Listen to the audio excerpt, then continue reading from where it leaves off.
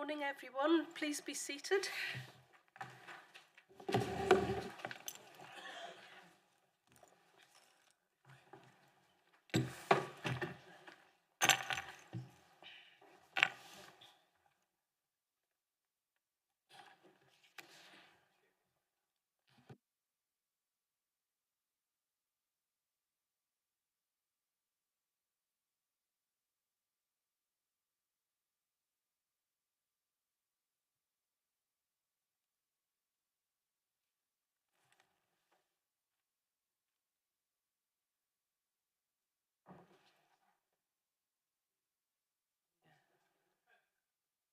I believe there's a shortage of glasses and there are no glasses. Not out there. All right, okay. But if one of the officers could possibly get me a glass of water at some stage, that would be... No, you have that. Your need is greater than mine. Thanks. So, welcome to the council meeting, 10th of December 2024. And we open the meeting, item 1, apologies of absence. Darryl, could you give us the apologies, please? Thank you very much, Mayor. We have apologies for this morning's meeting from Councillors Guthrie and Oxborough. Thank you. I've also, we've had notification that Councillor Johnson is it will be late. And I think that's it, isn't it? Right, thanks. Councillor Jury?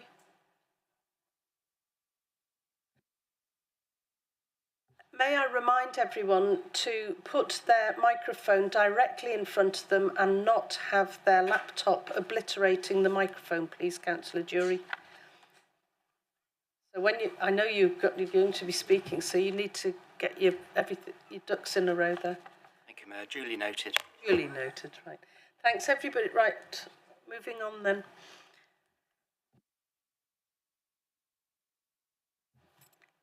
Leader? Good morning, Madam Mayor. Just to say, I won't be bobbing up and down every 2 minutes, and a lot of my group will be doing the talking, as I'm still not feeling it from my operation. I'm here. Right. Well, I hope. Well, it's good to see that you're here and you've made the effort. That's brilliant. Actually, members, I am. Funnily enough, it happened at County Council last week that we've all got these microphones. I know that some people do like to stand out of respect, and that is very much appreciated. However, because this is being communicated online, and that there may be members of the public watching, the priority is that communication is good and that we're heard. So you are all, please all sit down. You do not need to stand. And if we had the old-fashioned microphones where you could stand and speak into the mic, that would be different. So you please be comfy and seated. Item 2, declarations of interest. This is where I invite members to declare any disposable pecuniary interests, other registrable interests and non-registrable interests, including the nature and extent of such interests they may have in any items to be considered at this meeting. Are there any declarations of interest, please?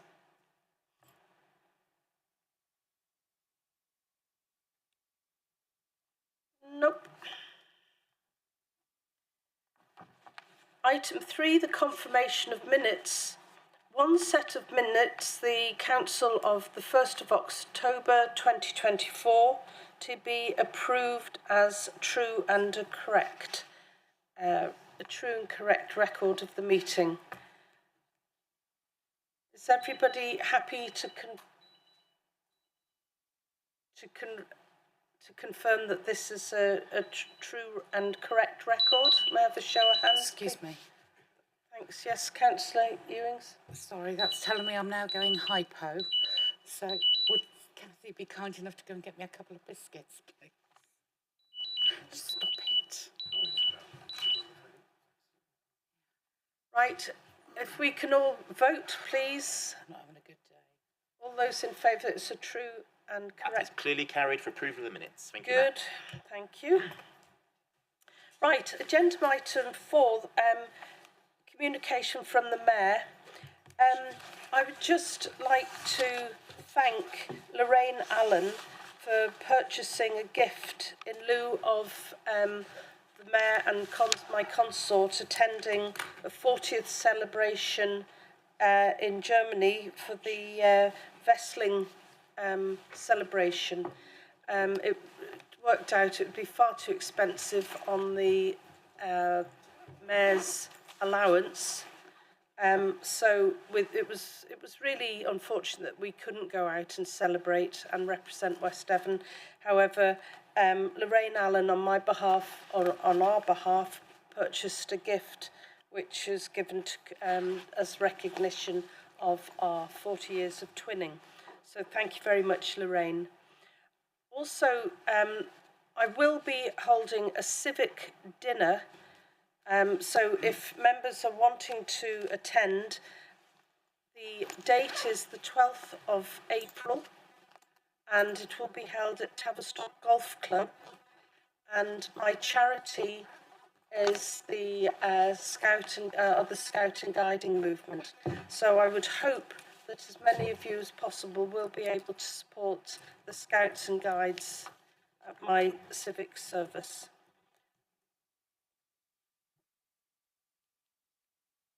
Item 5, business brought forward by the Mayor.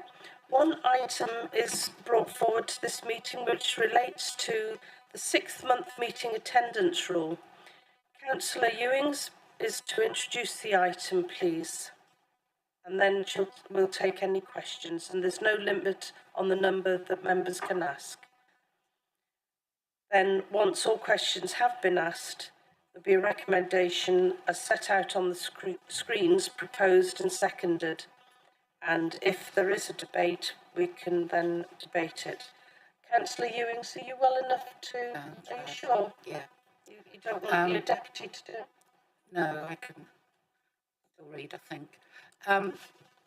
This recommendation is to improve, number 1, the waiver of 6-month attendance rule provided for within section 85 bracket 1 close bracket of the Local Government Act 1972 for Councillor Robert Oxborough due to ill health, and 2, the extension of the permitted non-attendance time period for Councillor Robert Oxborough for up to and including Tuesday the 18th of February 2025. As we're all aware, Councillor Oxborough has been very unwell for quite a few months now. Unfortunately, every time he leaves home, he gets another bug. So he's just not well at all at the moment. He has attended a couple of meetings online, but I know he's got a hospital appointment this morning. So if we could extend this extension for Councillor Oxborough, that would be much appreciated by Council. Thank you. Thank you, Leader. Has anybody any questions? No. Well, as Chairman, as Mayor, I would like to support this, so I propose, Leader, that we allow an extension for Councillor Oxborough. Yeah, you agree? I know that I'm on the Audit and Governance Committee, and he did actually send some very good questions, so it's not as if he's divorced himself entirely, and he's representing as best he can. So could we have a seconder for the proposal, please? Yeah, Councillor Ewings. Thanks. And all those in favour that Councillor Oxborough can have an extension? And for the record, please. That's unanimous. Yeah, unanimous. I'm very glad about that. And for the record, would you please send Councillor Oxborough all our best wishes.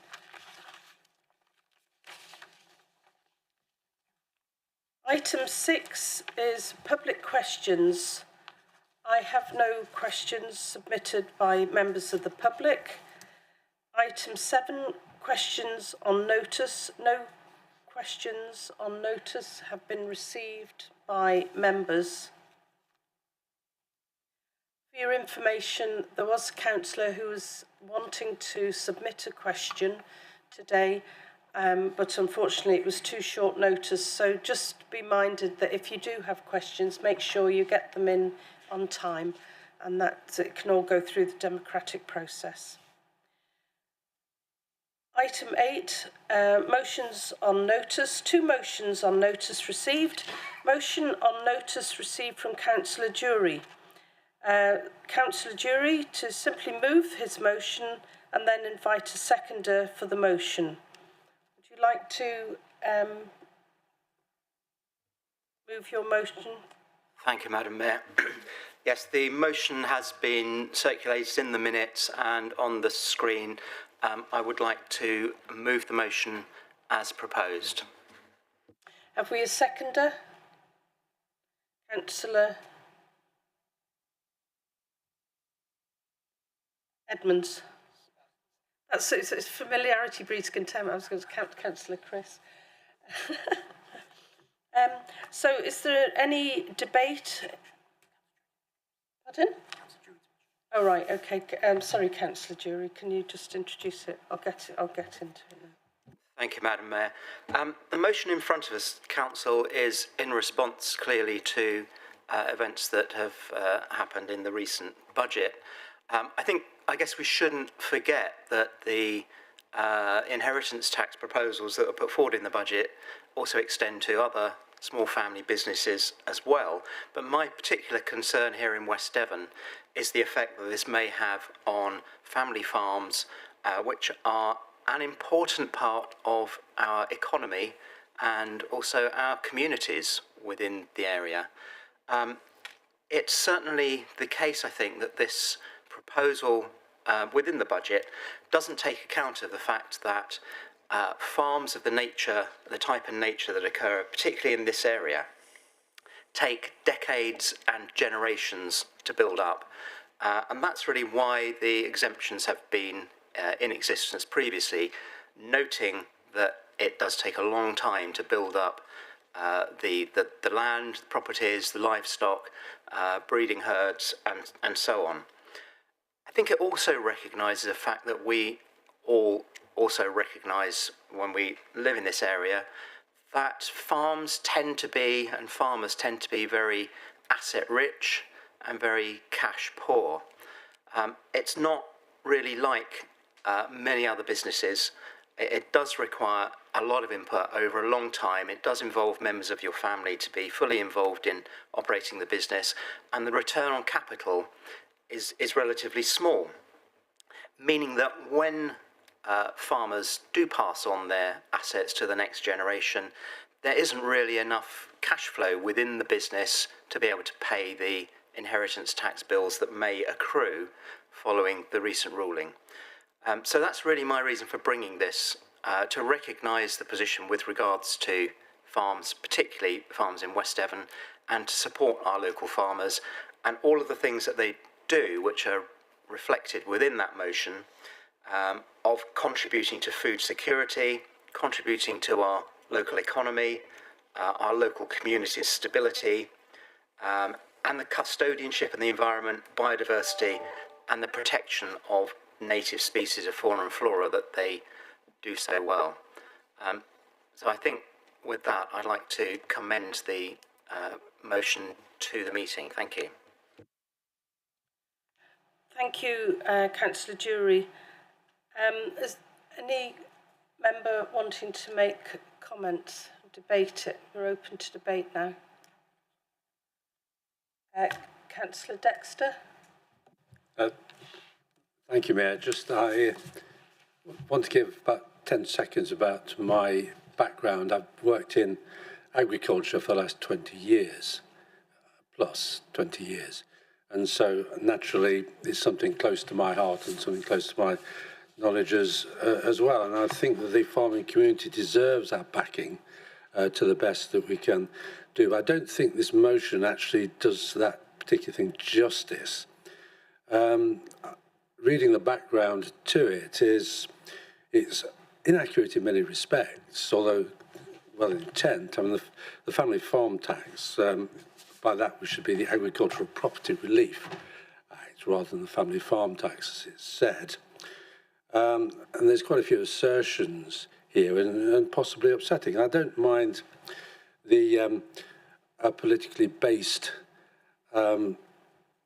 motion at all, but I think a politically based motion should be balanced. I think it's a plainly attack on the Labour Party, not particularly my friends, but I don't think the motion acknowledges the damage of the assault done on the farming community by the previous Conservative government in many respects. But most important, I think the recommendation, I'm a bit concerned that it's recommending us to do things which are beyond the powers of the council and beyond its expertise. And I'm not sure about, particularly too, the lead member for economy engages with local farmers and community. This is a tax motion, and I'm not sure that we have the power to advise farmers on their tax affairs, or if we're registered to that. I mean, although it's stated generally, it's plainly a tax motion. So I'm really concerned that we should not be advising farmers on tax matters. Secondly, or finally, I think that we're left, if you like, with the first to request the Leader of the Council to write to the Secretary of State, which is presumably all that we have. I think I've got lots to say, but I'm going to stop there. Thank you, Mayor. Sorry, I just missed that, the last bit that you just mentioned about the Secretary of State, Councillor Dexter. What yes, did you Council say? resolves, 1, to request the Leader of the Council to write to the Secretary of State. I think that's probably as much as we can go to as to within the Council's powers, in my view. Thanks. That I just wanted, because your voice dropped off. Has anybody else got any? Thank you. Thank you very much. So I very much want to support what Councillor Dexter has just said, but in slightly more detail. I think it's worth noting that we have the advantage of having 2 resolutions in front of us which have some substantive similarities. And for me, it's those substantive similarities that are most important across everybody in this room, whatever political party they're from, that we really appreciate the work that farmers do and how underappreciated they are and how beleaguered they've been in recent years. I very much appreciate the measured way in which Councillor Jury introduced his motion, but what really concerns me for the public record is the way that his motion has been drafted, because it is quite politically combative. It uses recycled rhetoric, which I'm not going to repeat, because as Councillor Dexter has remarked, this is not a tax on a specific type of farm. This is all about a change in agricultural tax, inheritance tax. So I personally would not be able to vote for or suggest amendments to this resolution, particularly in this circumstance that we have a very well-written resolution in front of us that carries a lot of the spirit that we're trying to achieve here. So if it's possible for me to formally move, that we move to the discussion of the next resolution, then that's what I would like to do. If that's not procedurally possible, then I would just like to make those comments to the room and hope that we can not pass this resolution in order that we don't get bogged down in the detail of how to amend it to make it palatable and more collegial, and that we can move to the second resolution where we can have a really full debate and really make our support for farmers known. Thank you. Thanks. Chief Officer, please. So you have 2 motions and they need to be debated and considered in the order in which they are on the agenda. So the council has a choice to either support the motion or seek to amend the current motion under debate, or indeed to vote it down, and then potentially move on to the second motion. If you pass the first motion, you're going to have to pass a procedural motion to allow you to debate the second motion, because otherwise you'll be in breach of your standing orders around 6-month rules. But the process is, the motion has been put, it's under debate, and you have to deal with that motion in front of you first. Thank you. Thank you. Councillor Daniels. Thank you, Mayor. So given the issues... The monetary officer. Thank you, Madam Mayor. If a closure motion is proposed, which I think is what Councillor Elliott was indeed proposing, then, as the council procedure rules say, that a councillor may move without comment the following motions at the end of the speech of another councillor. That the question now be asked, which I think is what's being asked. If a motion that the question be now asked is seconded, and the Mayor thinks the item has been sufficiently discussed, the Mayor will then put the procedural motion to the vote. If it is passed, the Mayor will give the proposer of the original motion a right to reply before putting the motion to the vote.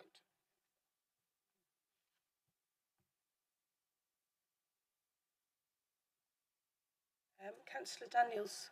So hopefully this is okay now, but given the issues raised with this motion, I propose that rather than go through it in detail and changing much of it, we vote to set it aside and debate Councillor Greenby-Pullen's motion, which reflects the views of the majority of this council and has the same objective of supporting our West Devon farmers. So can I have a second for that proposal? That procedure would be proper. Is that okay? Chairman, I think you actually had a question. The question now be put by Councillor Elliott. So therefore, the question should have been, should there be a seconder? And I think Councillor Daniels has actually done that by default. So, Chairman, Madam Mayor, if you think that the matter has been sufficiently discussed, then you can put the procedural vote to the vote. So you can ask members if they now wish to agree that the question now be put. So that's the first vote. If members agree that the question now be put, you then proceed to vote on the notice of motion. Yes. Through Mr. Fairbairn, I think that the original motion would get the chance to say a few words before. Councillor Jury, I invite you to... No? Sorry. So sorry, Mayor, through you. We're now in a potential 3-stage process in that there's a procedural motion which has been seconded to move to the vote, i.e. we close the motion down.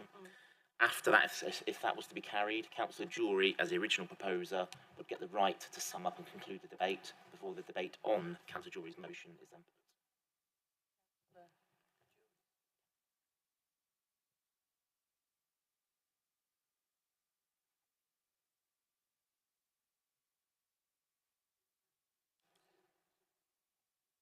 Do members agree to the procedural motion?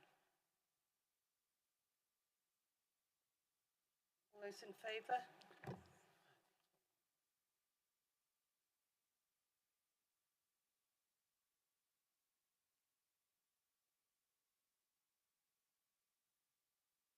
That's 13 in favour of the procedural motion. Thank you, Mayor. And those against?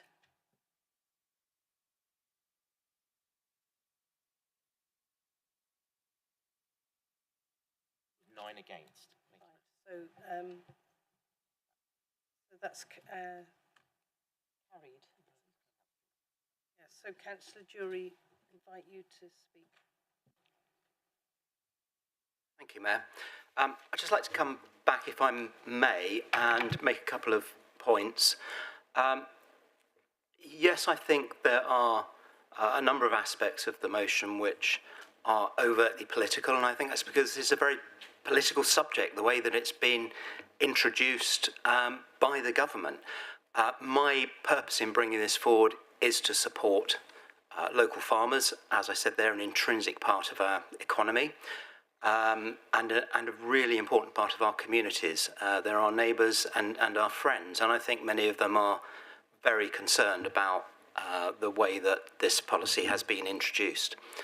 The other thing I would like to say is that there's nothing in the motion that says that I'm asking the council to give tax advice to farmers. It doesn't say that anywhere in the motion. So I fail to see why that is a point that's been brought forward. Clearly, I'd like the motion to be debated and would very much like it to be approved, but I think that's all I want to say at this point.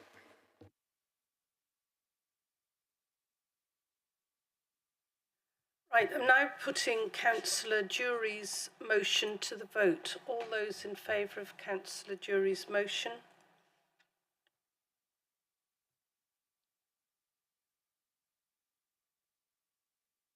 That's 10 in favour. Thank you, Mayor. And all those against?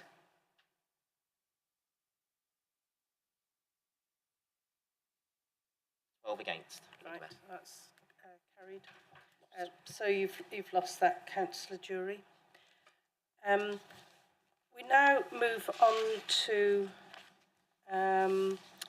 motion of notice received by Councillor Greenbury-Pullen. Councillor Greenbury-Pullen, you simply move your motion and then invite a seconder, please? Thank you, Madam Mayor. So I'd like to move my motion forward and invite someone to second it.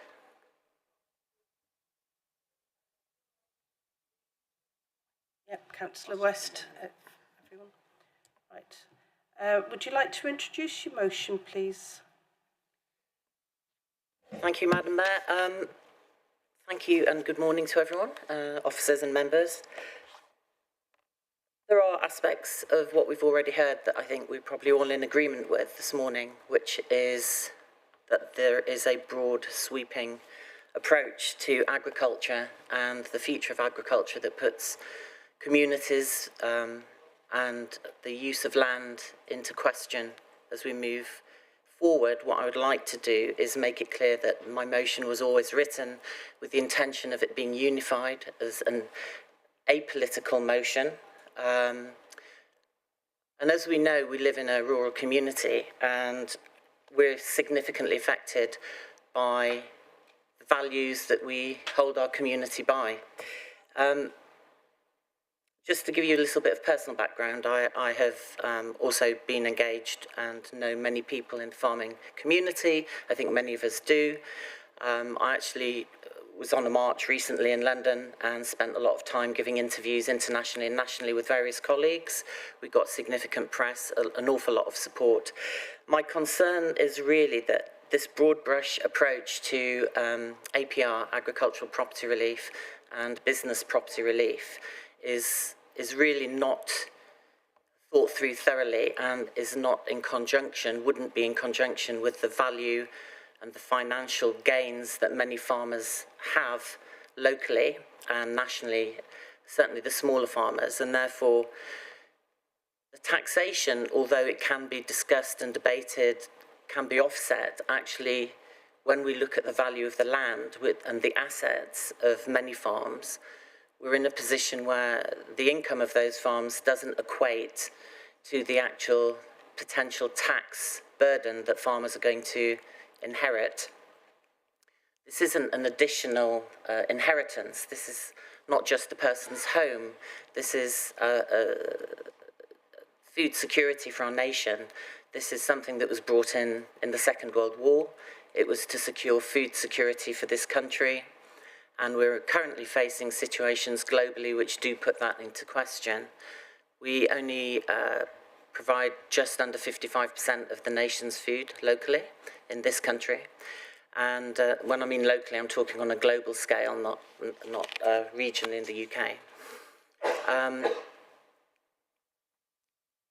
Sorry, what I want to really highlight is that local farms are the actual backbone of rural communities. It's not just about the produce that they make, but it's produce and export, but it's also about the communities that are affected by those people, those farmers, those businesses, that if they are impacted negatively and end up having to close down, the impact and the tendrils that come off that are significant. That really concerns me, and also alongside the local stewardship of land. I can see a situation arising, and we know there are large hedge fund companies waiting in the wings to buy up this land. And I can't really foresee a management system in the future when farms are broken by this tax, where corporate entities are actually going to have the same rural stewardship, management, ecological knowledge that the current land owners and tenant farmers have. And that's something that really concerns me about the look, the function, and the validity of our rural environment. Pretty much everything else is written as would be, I think, quite easily read and perceived. I'm happy to discuss this with members. I don't think there's anything significant that I've missed out from here. But I would just summarise by saying that the financial wealth of many farmers does not equate to the inheritance tax, and it does not equate if these APRs and BPRs are removed due to the legislation that is now being looked at being thrust upon people in 26. I think there's a lot of farms that are going to suffer significantly, and alongside that, our economy and our rural environment. Thank you very much, Councillor. We're now open to debate. Any members wanting to? Right, thank you, Councillor Mott. Thank you. My apologies, I probably should declare an interest, being personally affected by this proposed tax.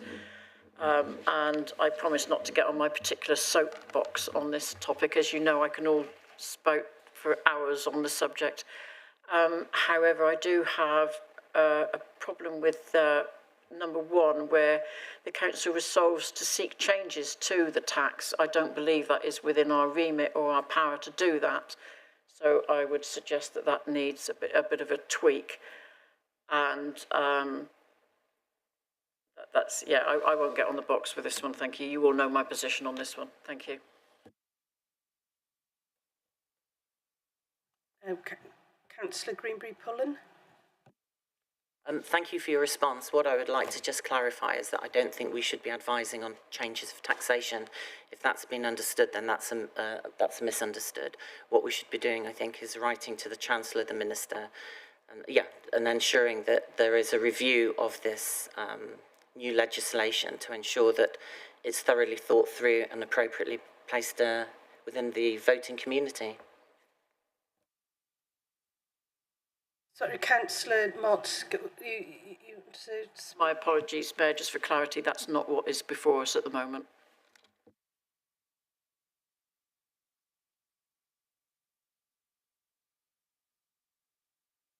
Councillor Elliott.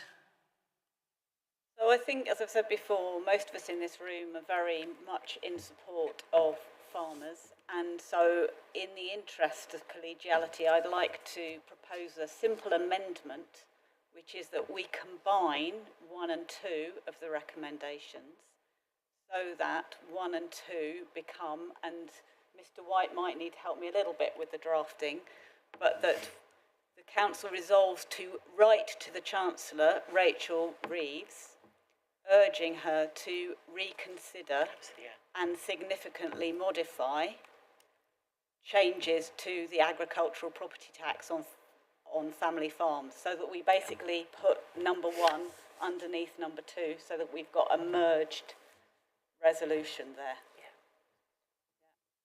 So I hope the intent there is clear, and clearly we can't, as a council, seek changes, but we can lobby and we can represent our constituents. Holly, are you willing to accept that? Yes, I think that makes total sense and yeah, logical. Thank you. Councillor West, are you happy to accept that? Yes, I'm happy as it stands. We, in discussion prior to the meeting, we had looked at this briefly and we wanted to make a slight change in terms of the reversing the policy, but that certainly allows us to do what we need to do within the context of the resolution, so I'm happy with that. Yeah, so that's now the substantive motion. Do we have to seek continue the debate? So Darren's just writing it up. Is there any more comments, please? Councillor, oh, sorry, Councillor West, I can't. Thank you, Mayor. I'd like to say, just to sort of summarise it to some extent, I think we all accept within this room that the role that agriculture plays in our community is huge. It has tendrils across everywhere. In industry, you talk about car companies being great because they're multipliers, because they create jobs elsewhere in terms of supplying that organisation. If we all know that if we do not have these family farms at the heart of our communities, providing the battery start, putting this, to start a car in the morning, or to pull a tree trunk out with that tractor, they have a huge role within our communities. And I don't think anybody here on any side would wish to see that change. However, we have to acknowledge that this tax, as it is, as already stated, is basically a sledgehammer to crack a nut. This is aimed at trying to remove the situation whereby we do have wealthy individuals, hedge funds come in and take advantage of the property tax laws as they are. However, in doing this, what they're doing, they are actually really impacting on the smaller, average to smaller farm size within our community. And if we lose these farms, which we've been doing over a period of time anyway because of the ageing population, then it will have a severe impact. So for me, this motion gives us the opportunity to support our rural community, to raise our concerns with the Chancellor, and just try to emphasise that within this area, within West Devon, they are vital to our community, and we need to give as much support as we can as a council. Thank you, Mayor. Thank you, Councillor. Councillor Jury. Thank you, Madam Mayor. In some respects, I'd like to reiterate what I said before, really. I think this is a good resolution that's put before the council that recognises the potential problems that this tax change may bring to a number of our farms, and really just to stress that those farms are an important part of our economy and are a vital part of our community and the glue that holds us together in rural areas. I think that we absolutely should be writing to ministers and we should be lobbying, if nothing else, to show support for those farmers and what they are doing and what they potentially might be up against. So, I absolutely do think that that we should be writing and making the case, and I really like the resolution as well, that we should advocate for some meaningful engagement, because that is clearly the way forward. Thank you, Madam Mayor. Does anybody else? Yeah, Councillor Daniel, and then Councillor Ewings, and then Councillor Render. Thank you, Mayor. Just want to say I fully support this motion. I think it's vital that we show our support for our local farmers, and I just want to remind everybody that through the Shared Prosperity Fund, we already as a council do provide a lot of support for farmers in decarbonisation, in advice, in creating jobs, and we also have 20 farms being assisted to decarbonise as we speak. So, we have shown our support for farmers, and we do care very much about them, and we really, I think this motion will reiterate that we are a council that cares. Thank you. Thanks, Councillor Ewing. Thank you very much, Madam Mayor. I would just like to add a slight modification and take on Councillor Jury's part that we also write to the Secretary of State, Stephen Reid, for the Department of Environment, Food and Rural Affairs, just to emphasise, as well as writing to the Chancellor, departments may not talk to each other. So I think, that we should write to both departments. I think as a group, and I hope as a council, we're not actually against the premise behind this issue. What we are against is small generational farms being affected. we all know there is a certain television celebrity who freely admits to buying land because of not having to pay inheritance tax. Those are the people that this Act should be aiming at, not at the local farmers that we all know. And by the way, I probably should declare my daughter works in farming and there is a family farm involved as well. But they are small family farms. You know, they are not thousands of acres, etc. That is where this inheritance tax is aligned to. I think the smaller farmers have become a consequence. And as they always say, actions have consequences. And this is the wrong consequence from this action. And that is what we're truly lobbying for. And I think we need to make it quite clear, we're not against the Act per se, we are against the smaller farmers being affected by it. And the people, the hedge funds and celebrities who can afford it and all the rest of it, they should have to pay it all. But people who've lived on the same farm for generations is wrong. I go into my sister-in-law's sitting room and on the wall there are photos that go back 5 generations of the farm. And, you know, that is what is important. And that's where we need to focus. So, but I would just like to add that we put in, there we go, thank you very much, Mr. White, to put in that bit. So it does go to both departments because Ms. Reeves could just bin it. Thank you, Leader. Councillor Greenbury-Pullen and Councillor West, are you prepared to accept the recommendation from the Leader that the amendment? The amendment. Are you? The amendment makes absolute sense, so thank you. Yeah, absolutely. And Councillor West? Mayor, I'm happy. Right, lovely, thank you. Anybody else wanting to oh yes, sorry, Councillor Enders. Thank you, Mayor. Thank you, everybody. It would be remiss of me not to say something, given my ward is Dartmoor and how rural it is and how affected that a lot of the generational farmers are going to be. So I'm not going to go over what everybody's said. I think it's been encapsulated by both sides, by the whole room, of how we feel. So I just wanted to say this has got my 100% backing, and thank you very much. Thank you. And Councillor Viney? Thank you, Madam Mayor. I would just like to say I completely support the amendments to this motion, and it's great to see such engagement from the entire room on the topic of agriculture.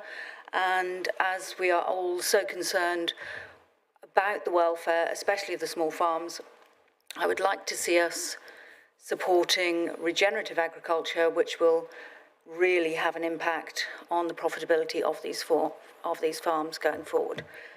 And hopefully we'll have a chance to debate that further down the line. Thanks. Has anybody anything else to add to this debate? Yep. I see no hands. No. So I now return to Councillor Greenbury-Pullen, and you have a right to reply at the end of the debate, which we've reached. Do you want to speak on it further? I'd just like to say thank you to the members for uniting on a motion which I think will carry a degree of weight and support our community.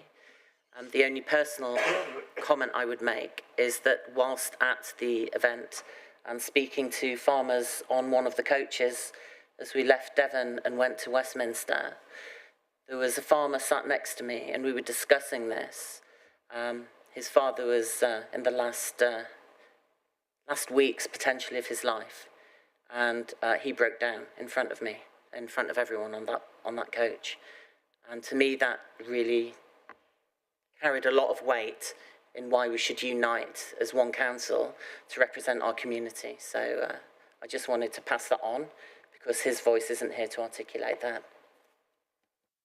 Thank you very much. Yes, I don't normally add to the debate, but of serious concern to all of us is the increase in suicides, and that we as a council say to the public that as councillors, all of us would help as much as we possibly can, that we all are united in the emotional, not only the financial impact. And I think we've had a very good debate. So now I'm going to ask that we take a vote on the substantive motion, which is printed on the screen. Is everybody happy that they can see that and are informed, or do we need to read it out? Is everybody happy? I see no dissent. That's right. So, we've concluded the debate, and Councillor Greenbury-Pullen has got the right to reply, which you just have. Is there anything else you'd like to add? No, that's all. Thank you, Madam Mayor. Okay, so we're now going to vote on the substantive motion, and so all those in favour of, as is demonstrated on the screen, please.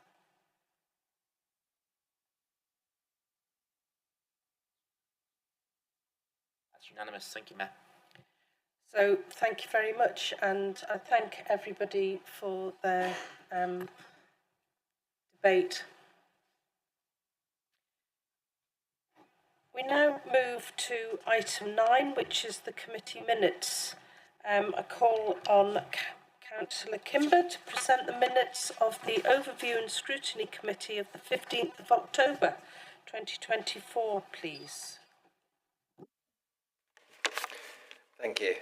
I move that the minutes of the meeting of the Overview and Scrutiny Committee held on the 15th of October 2024 be received and noted. They are ONS 10/24 to ONS 20/24 and can be found between pages 11 and 15 of the published agenda papers. Can I have a seconder, please?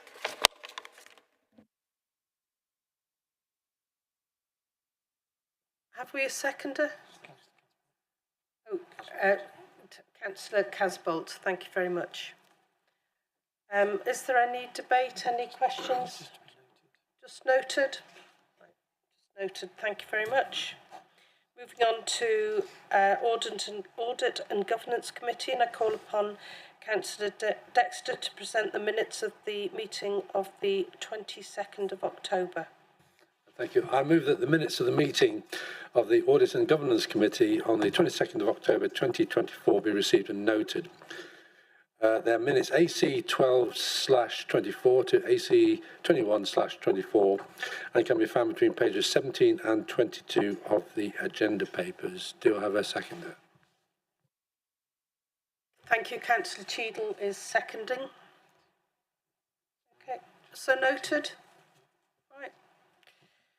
And now the Development Management and Licensing Committee held on the 12th of November. Councillor Cheadle, would you present the minutes? Madam Mayor, I move that the minutes of the meeting of the Development Management and Licensing Committee held on the 12th of November 24 be received and noted, with the exception of minute DMNL 41. They are minutes DMNL 35 to DMNL 40 and can be found between pages 23 and 24. Can I have a seconder, please? Thank you, Councillor Southcott. Noted, everyone? Lovely. In respect of recommendation DMNL 41, I propose the following. That Council were recommended to adopt the draft statement of principles as amended for the period from 31st of January 25 to the 30th of January 28. That's the subject of the gambling regulations. Can I have a seconder, please? Happy to second, Chair. Has anybody got any questions, any debate on this? See none, so noted.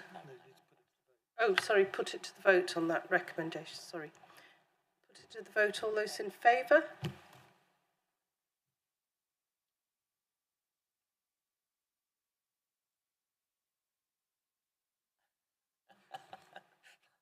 now unanimous. Thank you very much. Okay, thank you very much.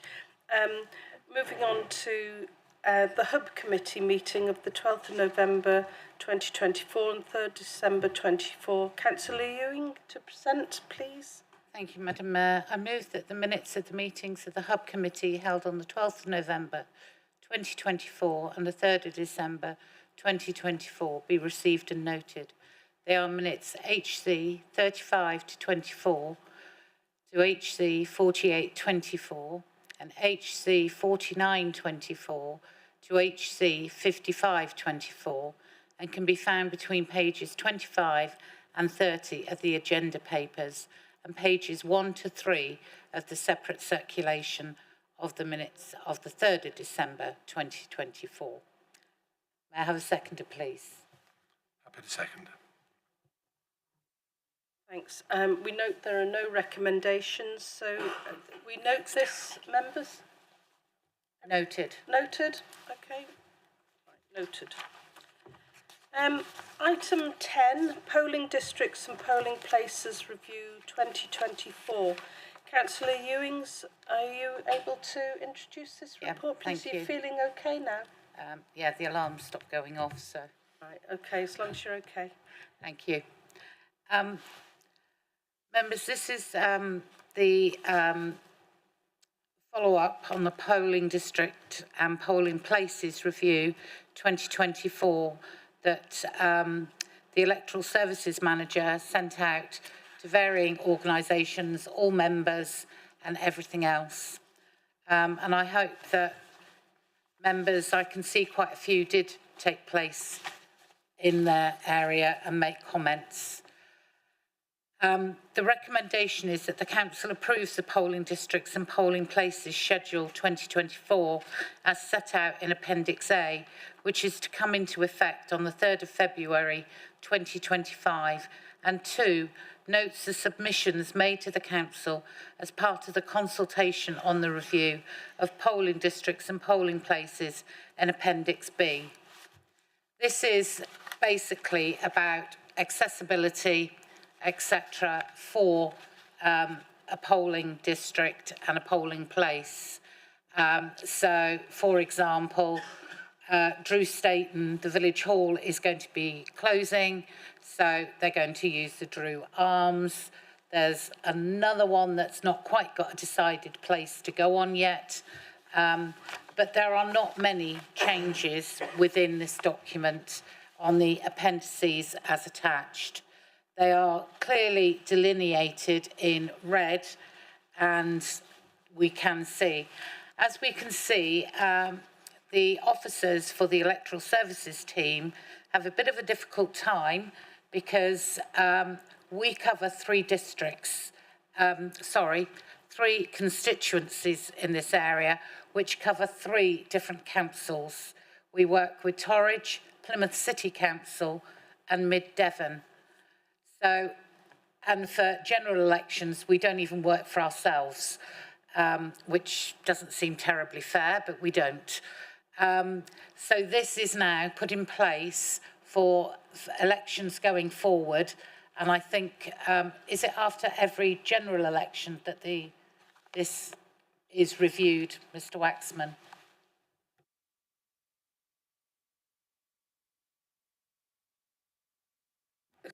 Okay, it's once every 5 years and within 15 months of a general election that this needs to be looked at.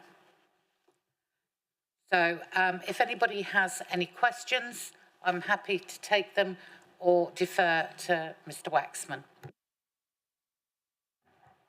Councillor Dexter. Thank you, Mayor. I'm just looking at the table, page 39, I believe. And there's a couple of comments. For example, North Taunton Town Hall, we believe there's access, but we'll visit the site. And say for Iddesleigh, it's very cold, and we will visit. I'm just wondering how, if you like, the intent affects this. So what would happen if if they're not satisfied with the action arrangements once they have visited?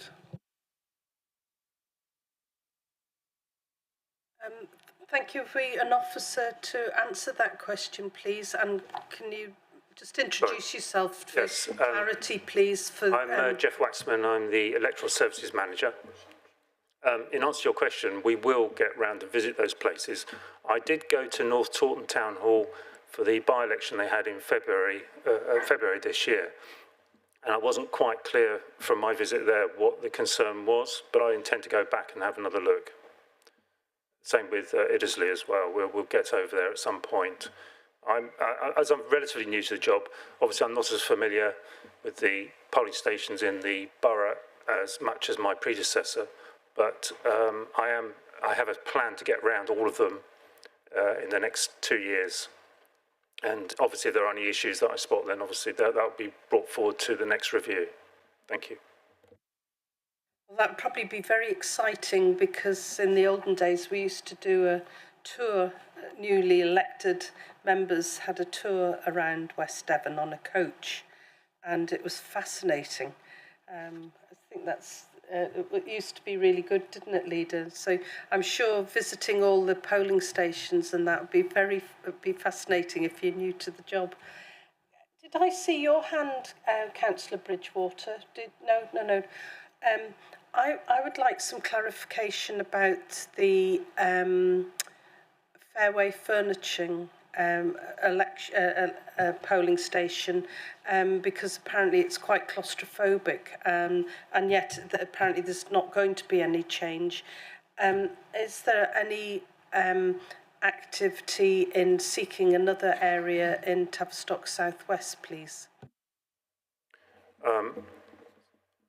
Sorry, Madam Mayor, we haven't actually identified anywhere else that is suitable. So by default, we're remaining at Fairway Furniture, because we don't want to move a substantial number of the electorate anywhere else, because it is convenient for a large number of voters, and I think that came out of the consultation. But obviously, we're keeping our polling stations under review all the time. It's not just when we have this formal review, so we will look to find somewhere. If there's somewhere else comes up, well, obviously we will look at it seriously. Thanks very much. Thank you. Leader. Myself and I think Councillor Johnson, I spoke to Mr. Waxman and then emailed him with the concerns that have been pointed out. If you, when you read the actual report, it does say within there that there have been negotiations with the owners of Fairway Furniture to actually see if some more space can be created. The greatest thing about Fairway Furniture is it's nearly 2,000 people that can actually walk to the polling station. And I don't think there's many polling stations in Tavistock that can get such a number of people to be able to walk on a flat area. Plus there is parking. So I think it will be very difficult to change it. I would just like to say, in the good old days when housing estates were first built, there was always a community hall, and they were always used for elections, etc. I remember the very old one in Lifton that now has a nice modern one. But all these very small areas, we've had parts of people's houses used, and once schools were no longer considered to be able to be used because the children having to miss a day's schooling, some of the premises that we now go to may not be quite as delightful as others, but I'm sure North Taunton members can work with Mr. Waxman to see if there is anywhere else within their areas that may be better suited to being used for electoral purposes. Thank you.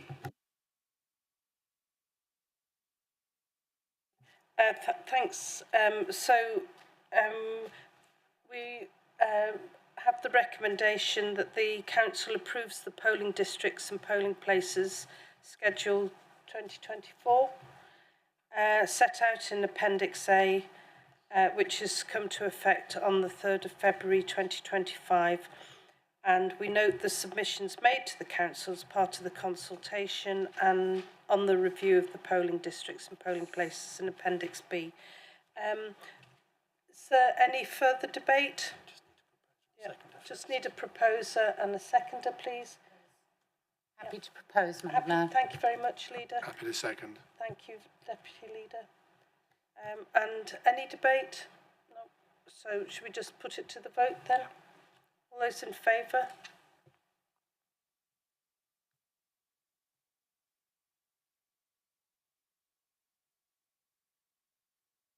Thank you. Thank you, Mayor. Thanks.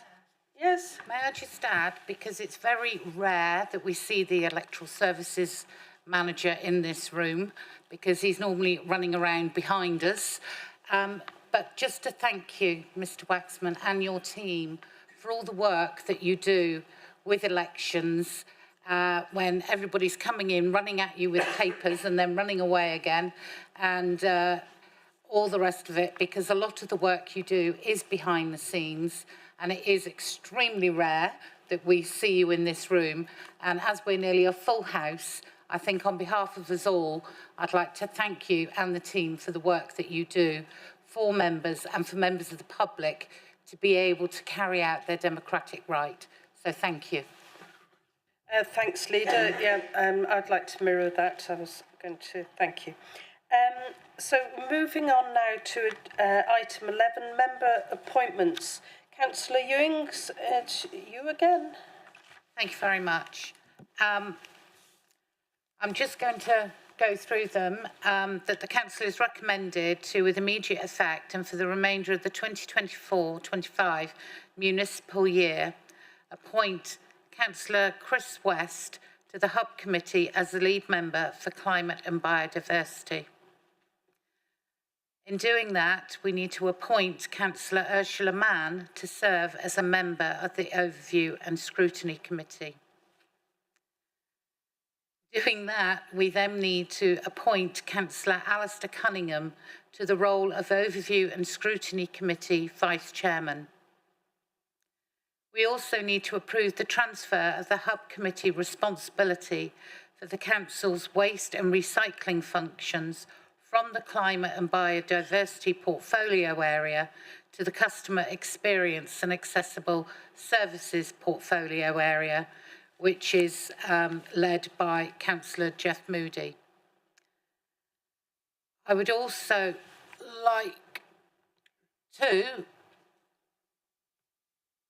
add at number 3, because it's gone a bit skewy, appoint Councillor Ursula Mann to serve as the Council's representative on the Tamar Valley National Landscapes Committee outside body.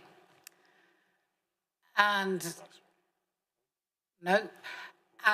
number 6, approve the addition of the Devon and Torbay Housing Advisory Group to the Council's list of outside bodies, with the leader of the Council appointed to serve on this outside body, and approve the addition of the Devon and Torbay Combined County Authority Overview and Scrutiny Committee to the Council's list of outside bodies, with the leader of the Council appointed to serve on this outside body. 6 and 7, I'm going to ask, and he doesn't know it yet, but I'm going to ask our Chief Executive, Mr. Bates, to explain that bit, because I wasn't at the meeting on the Friday, I was on the operating table. You were It's indeed. a bit lame. Thank you. If I could then. So the County Council has established with Torbay a county combined authority. That is just in the process of being established legally. The statutory instruments have been laid in Parliament. And as a result of that, items 6 and 7 relate to the appointment of members from across the Devon and Torbay area to that body. So in addition to, I'll deal with item 7 first, I think, if I may. So the combined authority, the membership of that will include members from Devon and from Torbay. In addition, there will be 2 district appointments to that. There will be non-constituent members, which means that they have a right to sit, but have restrictions on the things that they can vote over. In addition, there are 2 places available on the Overview and Scrutiny Committee, and there are 2 further places available on the Audit and Governance Committee. There was a conversation at the Devon District Forum on Friday with all leaders, most leaders present and chief execs present, and the proposal was that in our case we should take a place on the Overview and Scrutiny Committee, which is why it's recommended here. In addition to the combined authority, there are various advisory groups which will sit under that, one of which is the Devon and Torbay Housing Advisory Group, and the proposal is that each of the 8 districts, together with the County Council and Torbay, will all appoint members to sit on that. Effectively, this is the successor body to the Housing Task Force, which Councillor Ewings has been our appointee to, and indeed the chair of previously. So having the leader reappointed in that respect makes complete sense in terms of continuity. I hope that helps in terms of clarification. So, leader as proposer, would you like to introduce, you'd like to propose, and we've proposed and seconded, haven't we? Yes. Yeah. I've read through the recommendations and the paper sets out what we're looking at, but I would like to formally express my thanks to Councillor Ursula Mann for her work on the climate and biodiversity. I'm extremely saddened that she's no longer able to take on the role as the paying work takes on a priority in her new career, and which we all wish her well for. The rest of it is self-explanatory, and if there's any questions, I'm happy to take them. Are there any questions, members? You could explain to me the democratic process by which these appointments are made? No, I can't. They're being formally made by you in council now.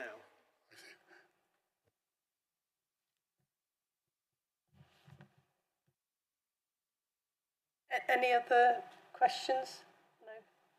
Sorry, were we answering Councillor Calder? You just did. I just did. We are making them formally in council now, is the answer. Also, I think there are only nominations they have to go through to, or have I not understood that correctly? Once given the conversation with regard to 6 and 7, given the conversation that happened on Friday, I'm satisfied that all of the parts of the Devon jigsaw fit together. And therefore you will be appointed to the Overview and Scrutiny Committee. But just to clarify, the purpose of the paper is for this council to formally make the decision on the appointments to all of those elements within the recommendation.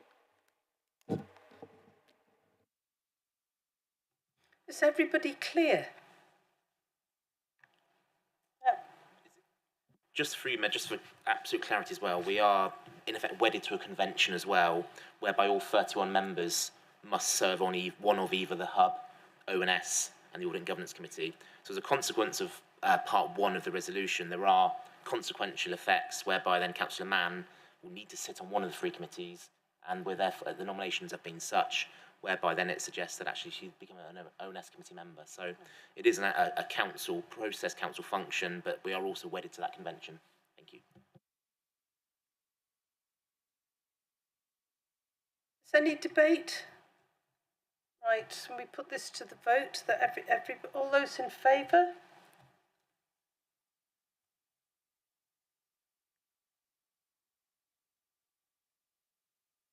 Anybody against? In favour? Anybody against? None against. Any abstentions? And 1 abstention. Therefore, all 7 recommendations, as per the screens, have been declared carried. Thank you, Mayor. Right, well, thank you very much. So it now it's my concluding remarks. I'd like to congratulate Councillor West. You've got a huge portfolio and a very responsible one. I would like to mirror what the leader was saying. I was going to thank Councillor Ursula Mann, who has been an incredibly active member of this council and the town council. And I really do wish you luck in your chosen career. And I'm sure that you will still be able to add a significant amount to the West Devon Borough Council, because your capacity to grasp things and to work is phenomenal, and I've really enjoyed working with you. And as the Devon County representative on the Tamar Valley National Landscape, I'm very pleased that we'll meet up there as well, because there's a lot of work going on there.